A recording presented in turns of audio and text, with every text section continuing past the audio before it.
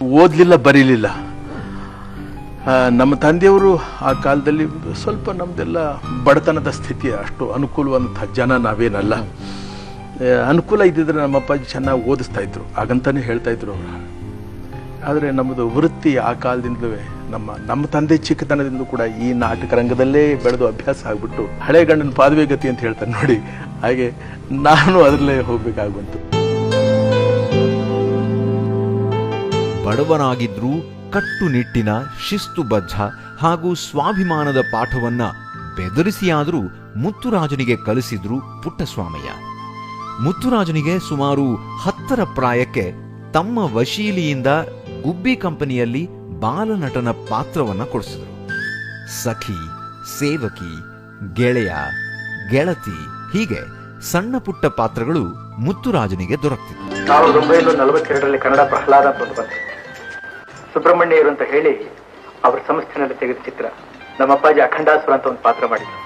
ಸುಬ್ಬಯ್ಯನಾಯ್ಡು ಅವರು ಕೂಡ ಮುತ್ತುರಾಜು ಏನೋ ಈ ಪಿಕ್ಚರ್ನಲ್ಲಿ ಒಂದು ಪಾರ್ಟ್ ಮಾಡಿದಂತ ನೋಡ್ಬೇಕು ಅಂತ ಆಸೆಯಿಂದ ಅವರು ಕೂಡ ಬಂದ್ರು ಚಿತ್ರಕ್ಕೆ.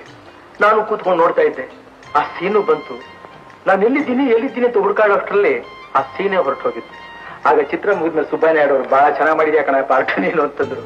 ಒಳ್ಳೆಯ ಪಾತ್ರಗಳನ್ನು ಮುತ್ತುರಾಜು ಪಡೆಯಲು ಆರಂಭಿಸುತ್ತಿದ್ದಂತೆಯೇ ಪುಟ್ಟಸ್ವಾಮಯ್ಯನವರ ಆರೋಗ್ಯ ಹದಗೆಟ್ಟು ಅವರು ಇಹಲೋಕ ಯಾತ್ರೆ ಮುಗಿಸಿದರು.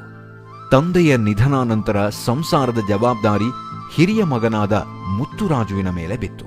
ಮುತ್ತುರಾಜನಿಗೆ ನಾಟಕಗಳಲ್ಲಿ ಕೈ ತುಂಬಾ ಕೆಲಸ ಸಿಕ್ತಿತ್ತು. ಹೊಟ್ಟೆಪಾಡಿಗೆ ತೊಂದರೆಯಾಗದಿದ್ರೂ ಇತರೆ ಕಾರ್ಯಗಳ ನಿರ್ವಹಣೆಗೆ ಹಣ ಸಾಲ್ತಿರ್ಲಿಲ್ಲ. ಹಣಕಾಸಿನ ಪರಿಸ್ಥಿತಿ ಅನುಕೂಲವಾಗಿಲ್ಲದಿದ್ರೂ ತಾಯಿ ಲಕ್ಷ್ಮಮ್ಮನವರ ಒತ್ತಾಯಕ್ಕೆ ಮುತ್ತುರಾಜು ಮದುವೆ ಆಗುವ ನಿರ್ಧಾರಕ್ಕೆ ಒಪ್ಪಿಗೆ ನೀಡಿದ. ಅವಳ ಒಂದು 6-7 ವರ್ಷ ಇರ್ಬೋದು ಅವಾಗ ಅಂದ್ಕೊಂಡು, ನನಗೊಂದು 10-15 ವರ್ಷ ಇರ್ಬೋದು. ನನಗಿಂತ ಹೆಚ್ಚಾಗಿ ನಮ್ಮ ಅಪ್ಪಾಜಿಗೆ, ಅವ್ರಿಗೆ ಅವ್ರ ವಂಶದ ಮೇಲೆ ಬಹಳ ಹೆಮ್ಮೆ. ಅದು ನಮ್ಮ ಅಪ್ಪಾಜಿ ವಂಶದವಳು ನಮ್ಮ ಪಾರ್ವತಿ. ಜನೂರಿನ ಗಂಡು ಕಾಣಂಬು ಶಿವ ಶಿವನ ಕಣ್ಣು ಯಾಕೋ ನಿನ್ನ ಮ್ಯಾಲಂಬು. ರಾಜ ಪಾರ್ವತಿಯರದ್ದು ಸ್ವರ್ಗದಲ್ಲಿ ನಿರ್ಧಾರವಾದ ಕನ್ನಡ ಬೆಳ್ಳಿ ತೆರೆಗೆ ವರವಾಗಿ ದೊರೆತ ಅಪ್ರತಿಮ ಜೋಡಿ ಅಂದರೆ ಅತಿರೇಕವಾಗದು.